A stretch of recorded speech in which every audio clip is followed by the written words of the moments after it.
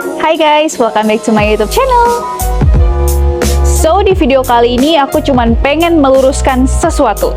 Jadi, jangan kalian pergi ke Coffs Harbour.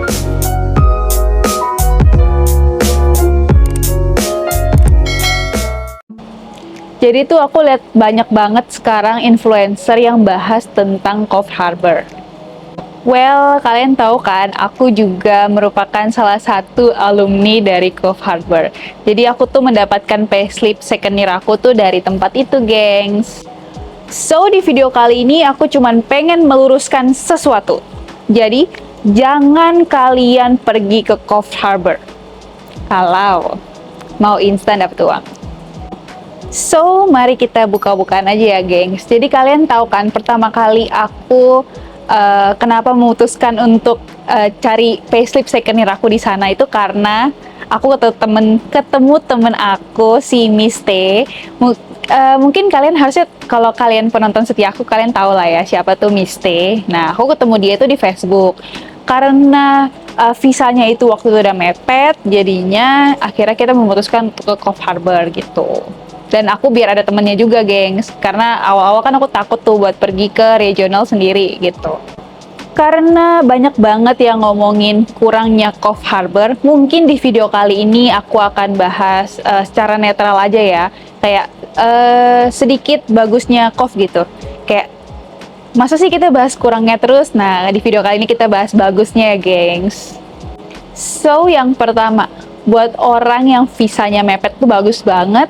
Contohnya kayak temen aku, karena kita masuk tuh nggak pakai resume, gengs. Jadi kayak waktu itu tuh kita masuk cuman dari mulut ke mulut aja, kayak oh kita mau kerja di Coffs nih gini-gini, itu habis itu kontraktornya oh ya udah tinggal datang aja. Dan kadang juga udah disediain udah disediain akomodasi sama transport. Jadi kita tinggal bawa diri aja, gengs. Jadi kayak masuk kerja tuh kayak nggak perlu nunggu, nggak perlu apa-apa, tinggal datang terus kerja gitu. Terus yang kedua, soal gaji, kita emang dibayar to piece rate.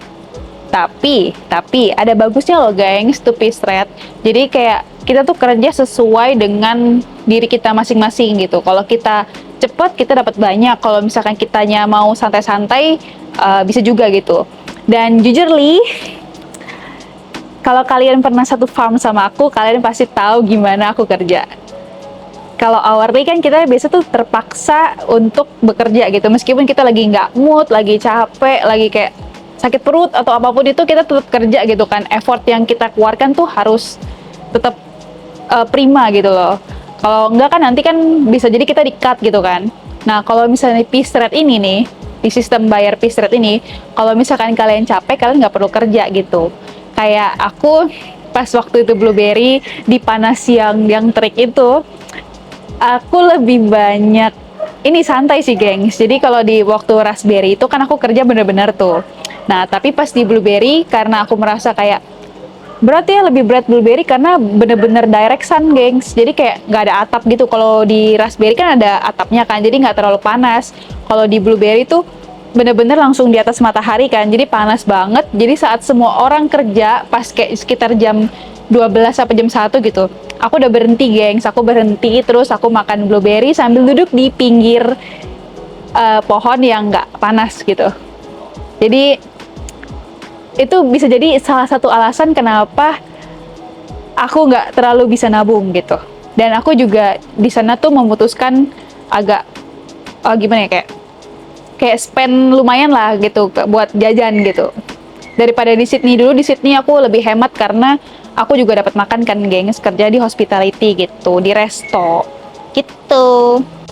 Tapi gengs, sebenarnya tuh kerja kayak aku tuh yang sambil makanin Blueberry, maksudnya kalau capek itu sebenarnya nggak boleh, gengs. Cuman ya di video kali ini aku cuma pengen jujur aja sama kalian kalau aku tuh kerja kayak gitu. Dan karena dibayar piece rate, jadi berasanya kayak work no pressure gitu, kayak nggak ada tekanan buat lu harus kerja terus gitu. Kan uang yang dihasilkan juga sesuai sama diri kita gitu. Intinya kalau capek kita bisa minta libur, kalau misalkan lagi rajin kerja kita ya udah gas aja kerja gitu. Terus yang ketiga ada work-life balance. Jadi keunggulan di farm yang aku bilang di video aku yang sebelumnya itu, aku dapetin dari KOF. Jadi apapun yang bagus-bagus itu semua ada di video itu aku dapetin dari KOF.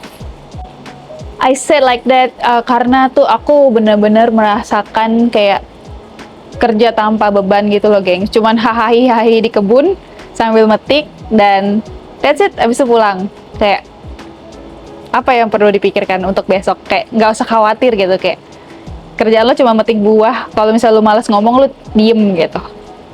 So, yang keempat, let's talk about money.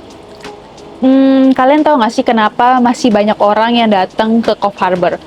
Kalau misalkan kalian lihat-lihat kan banyak tuh yang bilang Cove Harbor tuh nggak bisa menghasilkan uang dan bla bla bla. But for some people who picking blueberries are makes money.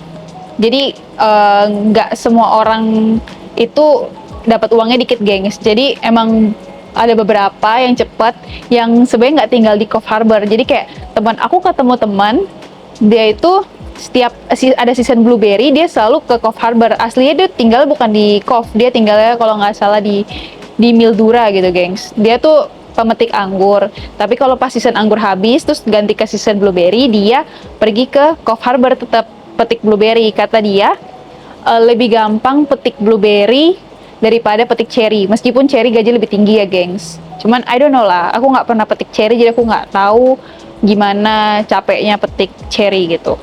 Tapi katanya dia tetap pasti lebih milih blueberry dibandingkan apa namanya tuh cherry gitu sama anggur. Kalau bisa blueberry seasonnya panjang, dia katanya mau di situ aja. But bagi sebagian orang doang sih, gengs. Terus kalau misalkan kalian tanya apakah di Cove itu nggak ada picking yang dibayar hourly? Jawabannya ada, gengs. Kalau nggak salah namanya Costa. Iya, namanya Costa. Tapi apa mungkin mereka mau merekrut kita yang newbie ini yang kayak metik aja masih gitu? Kayak logiknya itu dia lebih baik memilih si fast speaker itu untuk dibayar hourly gitu kan, daripada kita yang newbie dateng terus gimana ya? Ya persaingan lah, geng. Sama lah kayak di Sydney juga. Kalau ada yang lebih cepat daripada lo, kenapa mesti lo yang dipilih gitu? Apa bagusnya lo dibandingkan yang lain gitu? And then, meski kita dibayar hourly, kita tetap nggak boleh lambat, gengs. Karena tuh biasanya tuh kita dinilai dari performa yang kita hasilkan. Maksudnya kayak berapa bucket yang kita hasilkan gitu kan. Metik apapun, kalau hourly pasti dihitung berapa banyak yang kita hasilkan gitu. Dan for some people yang pick blueberry, itu dia bilang katanya nggak worth it kalau misalkan blueberry itu dibayar hourly. Karena, ya nggak tahu ya, mungkin bagi dia tuh cepet kali ya, jadinya kayak nggak worth it gitu, kayak menghasilkannya tuh too much tapi dibayar hourly gitu. But buat kita yang agak lambat gitu, hourly bagus sih kayak gitu.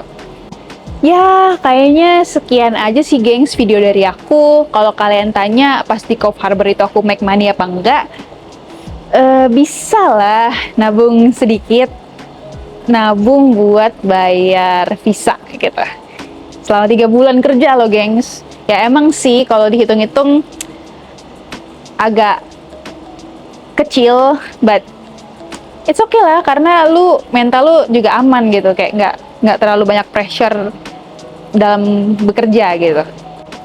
So, buat kalian yang mau ke Cove Harbor, boleh dulu dipikirkan baik-baik ya.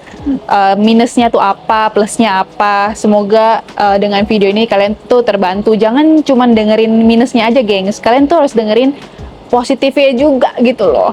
Karena ya nggak semua tuh tentang uang, gengs. Tapi ya balik lagi, semua butuh uang gitu. Yap, kalau misalkan kalian butuh payslip urgent, menurut aku Cove adalah pilihan terbaik untuk kalian datangi, karena masuknya gampang, terus nggak perlu resume, terus akomodasi sama transport biasa disediakan gitu, jadi tinggal bawa diri doang. Soal kerjaan juga kayak no pressure gitulah, kalian mau kerja enggak ya udah gitu kan. But tetap sama, balik lagi depends on weather juga ya, gengs, cuaca gitu kan. Terus work life balance juga dapet gitu loh. So kurang apa lagi?